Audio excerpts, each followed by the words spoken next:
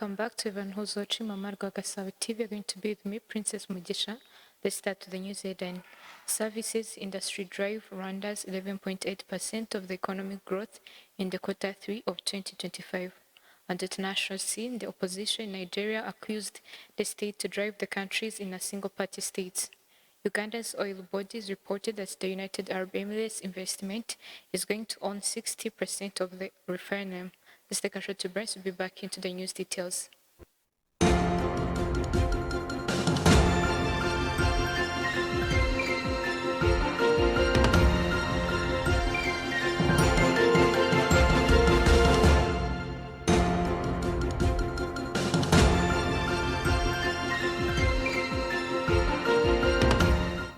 Let's start on news details here in Rwanda, where yesterday at the Global Refugee Forum in Geneva, P.S. Ngoga Aristak spoke on the panel on sustainable human resettlement as foundation of the inclusive and resilient future, highlighting Rwanda's commitment to refugee inclusion as a foundation for the long-term resilience. Rwanda currently hosts nearly 138,000 refugees, most living in camps, and they have freedom of movement and access to education, work, healthcare, and financial services.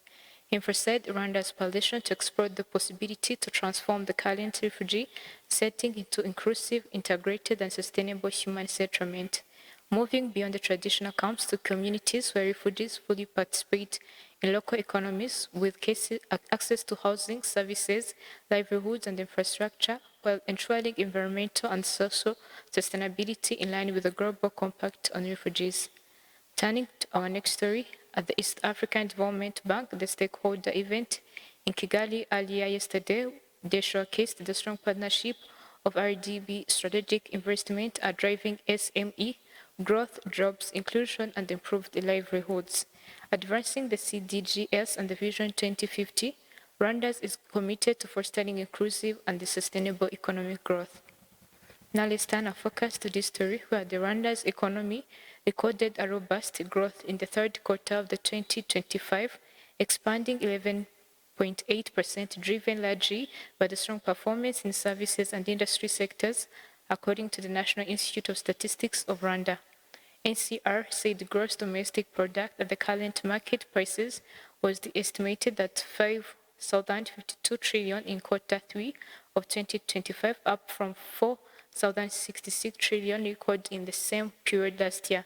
The expansion marks a continued acceleration in the growth following increase of 7.8% in the second quarter of the 6.5% in the first quarter of the 2025.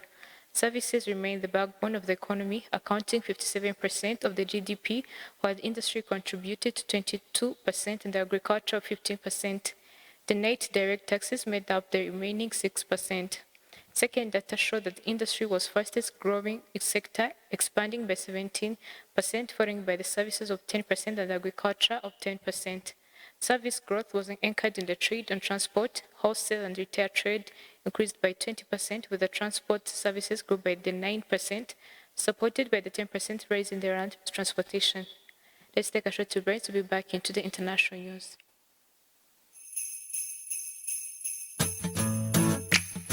Bakiriya bacu beza, Smart Home yahoze ari Danube Home tubifurije Noheli nziza n'umwaka mushya muhire wa 2026. Muri izi mpera z'umwaka tubafitiye promosiyo ya 25% discount plus free selected gift. Urugero, uragura intebe kuri discount ya 25% tukakongeza ameza cyangwa kabati ka televiziyo cyangwa imisego yo mu ntebe. Uragura igitanda kuri discount ya 25% tukakongeza bed cover cyangwa imisego yo ku buriri cyangwa amashuka. Uragura kandi table à manger kuri discount ya 25% tukakongeza ibisorori cyangwa ibyombo. Si ibyo gusa kandi kuko icyo wagura cyose muri zimera z'umwaka muri Smart Home urahabwa igabanyirizwa rya 25 ndetse ugatombora impano ishimishije. Nuguhera tariki ya 8 kugeza 31 Ukuboza 2025. Icyitonderwa, amategeko n'amabwiriza birakurikizwa. Dukorera KBC Kimihurura, waduhamagara cyangwa ukatwandikira kuri nimero ya telefone ikurikira 0788 90 50 90.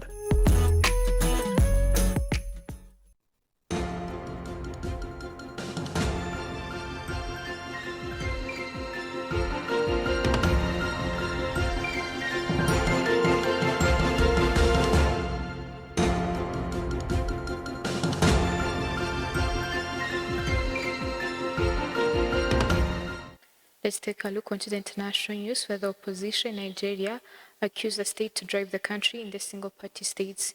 Uganda's oil bodies reported that United Arab Emirates investment is going to own 60% of the refinery. And President Donald Trump threatened Venezuela by sending the blockade ships alongside its coast.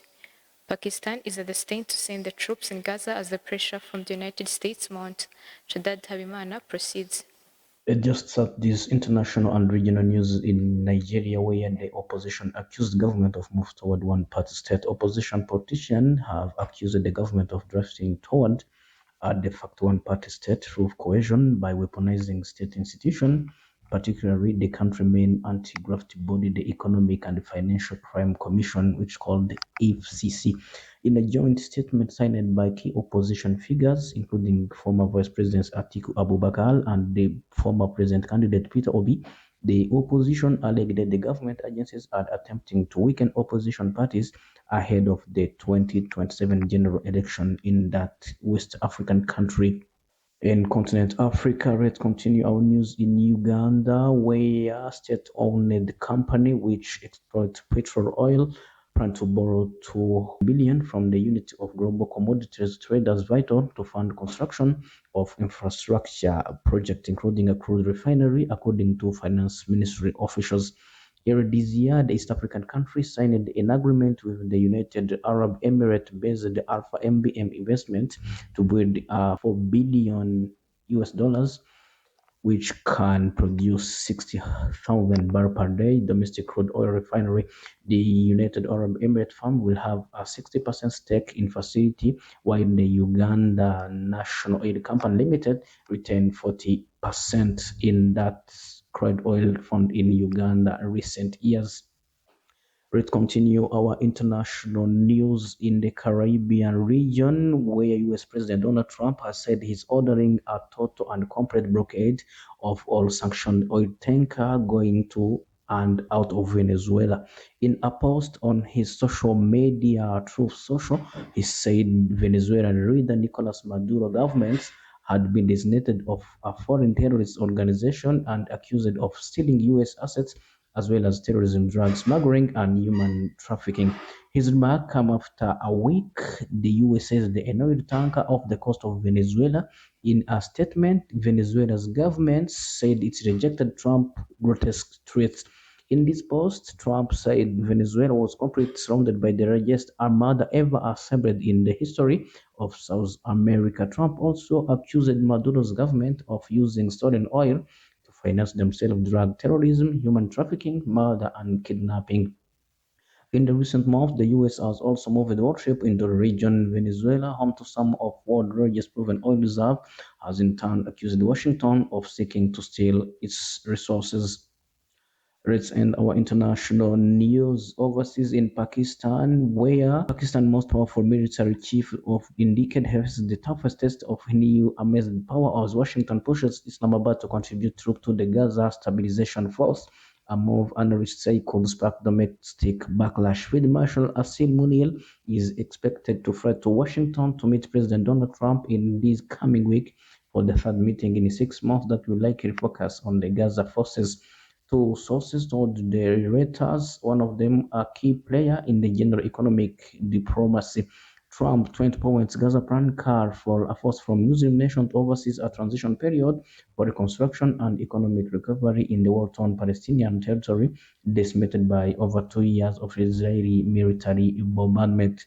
Shadadi Habimana, Mama Rwagasabo TV. As we come to the end, let's go back to the news headline. Service industry drive 11.8% of the economic growth in the quarter 3 of 2025.